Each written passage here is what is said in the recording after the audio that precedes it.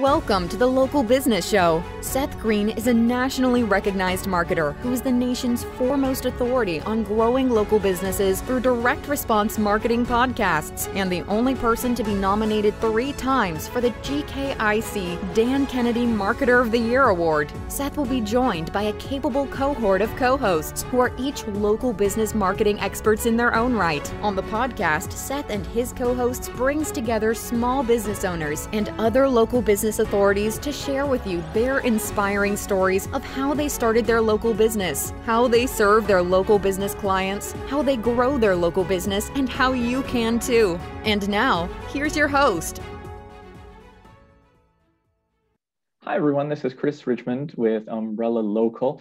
Today we're having a conversation with Sumiti Gupta, based out of Hamilton, Ontario. Many of you know that I'm based out of Guelph, so really we're just a stone's throw away from each other here in the GTA, Toronto area.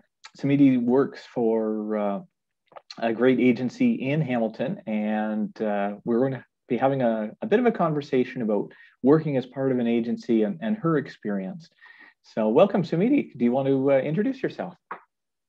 Sure, Chris. Thank you for having me here in this conversation. My name is Sumiti Gupta, and I work with Design Thinking Agency. It's a marketing agency based in Brantford, which is just nearby Hamilton. I'm currently working remotely with them.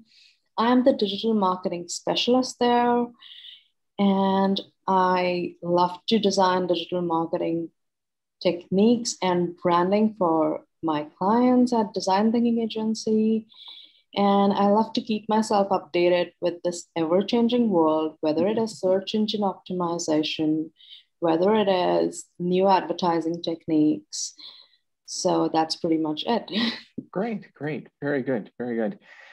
Now, I think you mentioned when we were talking before that you have helped out a lot of local businesses. That's a lot of the target market who will be listening to this podcast will be people who are looking after local businesses throughout North America and around the world. All right. Local business owners, brick and mortar type owners, have a lot of different needs. And so do you have a process or a way of saying, okay, you're brand new to us as a client, where should we start in looking at your needs so that we can have the biggest, essentially, bang for our buck, the biggest impact, on a limited budget, and you get to prove yourself as an agency to them? What kind of steps do you take in bringing them on board and analyzing where they are and where they should go?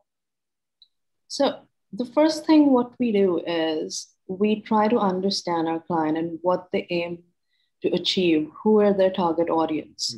So, for example, we are developing a marketing strategy and the business is not ready for that particular target audience, then there's no point of doing that. So we focus on the target audience first and then make the client aware about how important it is to adapt yourself, your business digitally. Because when it comes to small businesses, they are still adapting to this change. Exploring the digital world, it's altogether a different story for them. So that is where we jump in. We tell them that how this could be simple enough to make few changes and what humongous effect it could bring to them, and how far they can reach out, not even starting with the target audience, but also by implementing new strategies which are digital.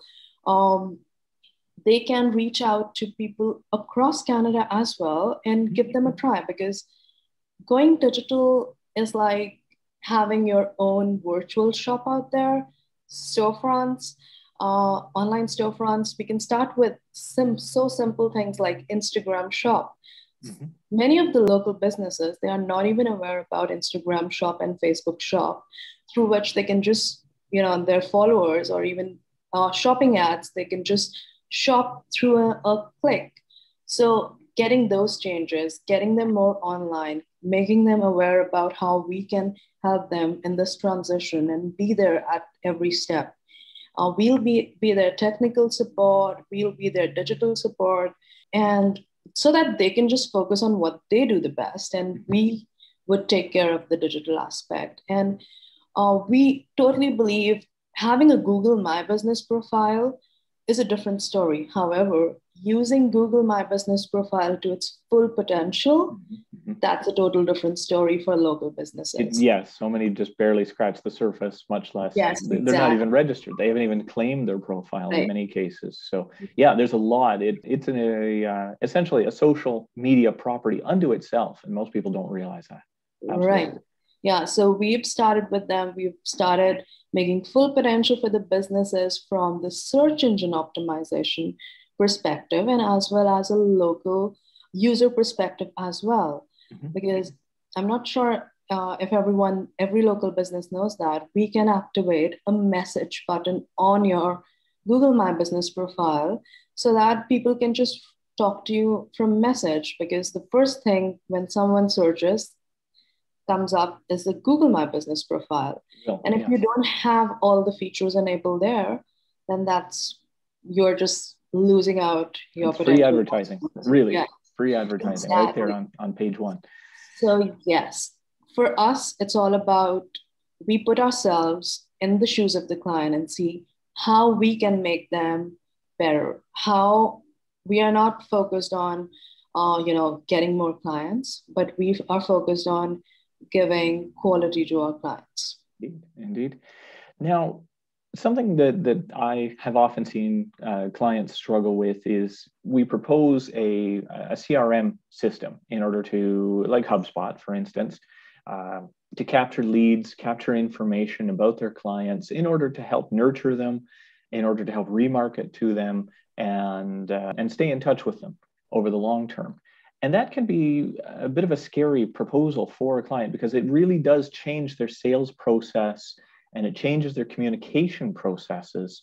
How have you dealt with that with clients? What sort of conversations have you had to say, don't worry, you don't need to be afraid of this, but it's a change management control aspect to bringing in a piece of software like this that will change who the client is really and how they do their work and how they communicate amongst themselves. So how have you handled that in the past?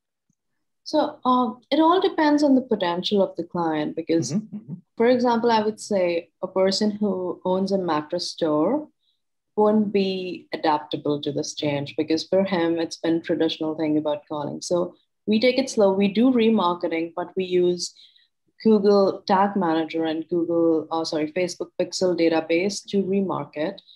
We don't bring up that for them. However, for businesses who have the potential and whose coming generation is part of the business, we've noticed that they are very welcoming to this change and they want to pursue this and they are full of they welcome new ideas and they are fully part of this process. So fantastic. Yeah. It depends on who your client is, I would say.